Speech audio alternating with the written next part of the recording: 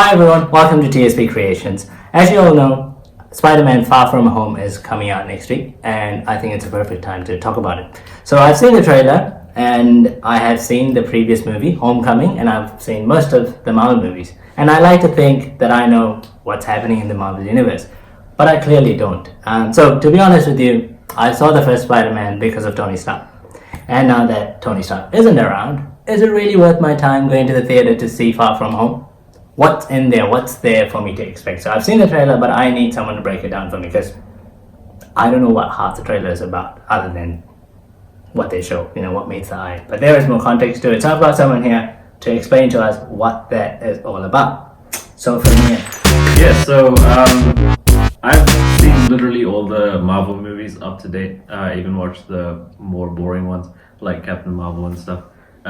So the big part of the Marvel universe for me is how they incorporate some of the comic lore, but then they also keep it fresh by taking a different direction. And with the trailer now, it feels like they are doing. So you saw the trailer. What do you think so far?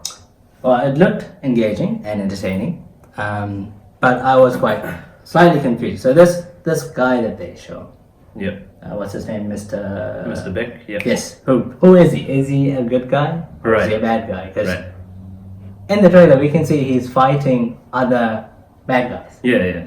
And he's pretty charming with Peter. So Mysterio is. So Mysterio is his character name. Yeah, Mysterio. So Mysterio, the guy that wears the fishbowl, he's a very, very interesting character. In the comics, he's very.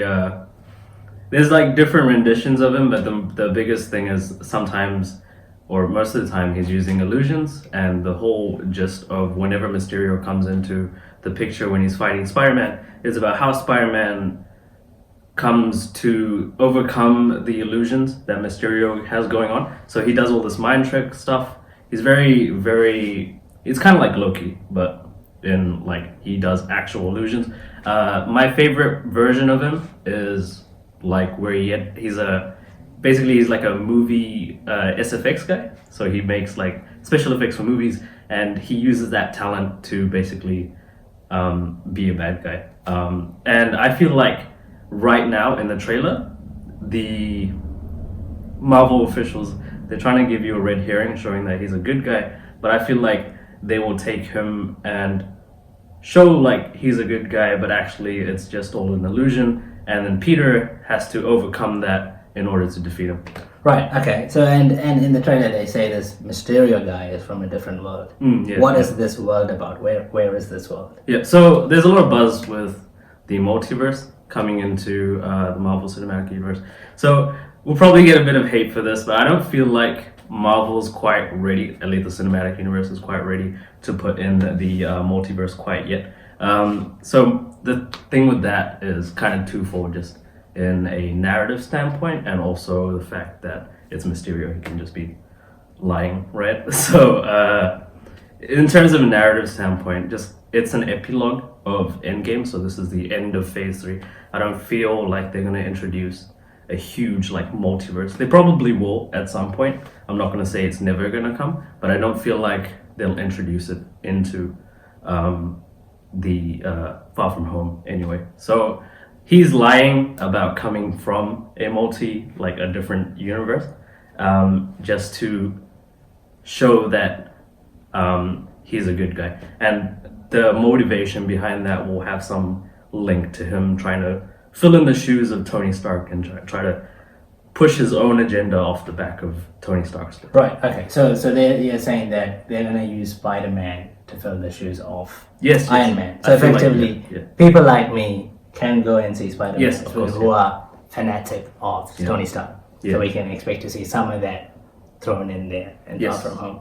Yep. So when I finished watching Endgame, if you remember during Tony Stark's funeral, you see a kid. A lot of people didn't know who that kid was. He was the kid from. I definitely didn't. I was like, okay, they're showing all these groups of people. That's interesting. I know them. Who's that guy?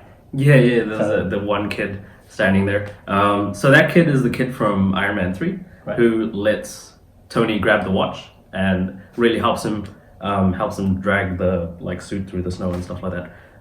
So that kid comes to the funeral. So the way I see it is either right now they're gonna have Spider-Man come in to fill in the shoes with. He still has the Iron Spider suit. He has a lot of this stuff. I think at the end of the trailer they showed him having the glasses that Iron Man was wearing. So he's inheriting a lot of that, and Happy is helping him out. Happy Hogan's, he's a really great character, especially with one of the previous directors playing him. That's really cool. But yeah, so he's definitely, right now, Peter will definitely fill in the shoes of Iron Man. But moving forward, they have two potential candidates: the kid from Iron Man 3, who Tony set up with that like lab equipment and stuff at the end of Iron Man 3, and then there's also his daughter, Right. Yes.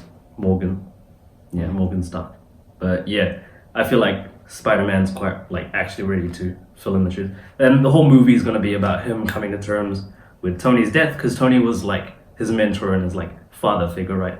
Like Right, in yeah. Homecoming and stuff like that. But yeah. So this black suit that we see Peter wearing, Yeah. what is that about? So this black suit looks strikingly similar to the Spider-Man noir suit that we see in some of the detective comics that he has.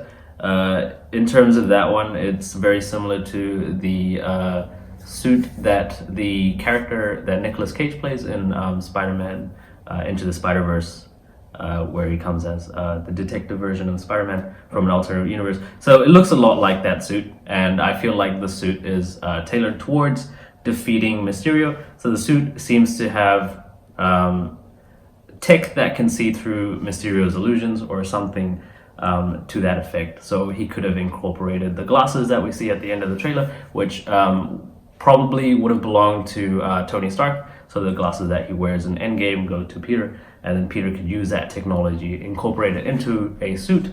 And this will be one of the the second suit that Peter actually wears that's made by him specifically. And that is really, really cool. The suit looks cool, it's black, it's sleek, and it just looks really nice just seeing it on screen. Cool. Okay, so there you have it. So we've got a bit of a preview on Spider-Man Far From Home. So now I am clearly more informed than I was at the beginning of this videos, and I'm definitely looking forward to seeing Spider-Man Far From Home in the theaters, which will be next week. So thanks for watching us. Please subscribe to our channel, like our video, comment, share it, and let us know your thoughts. So if you think, if you have more information that you can share with me about why I should see Far From Home, please comment down below. Or if you want to go watch the movie and then find out that I'm actually wrong and then come roast me, you can come roast me in the comments afterwards. That's perfectly welcome too. So follow us. Thanks for watching us.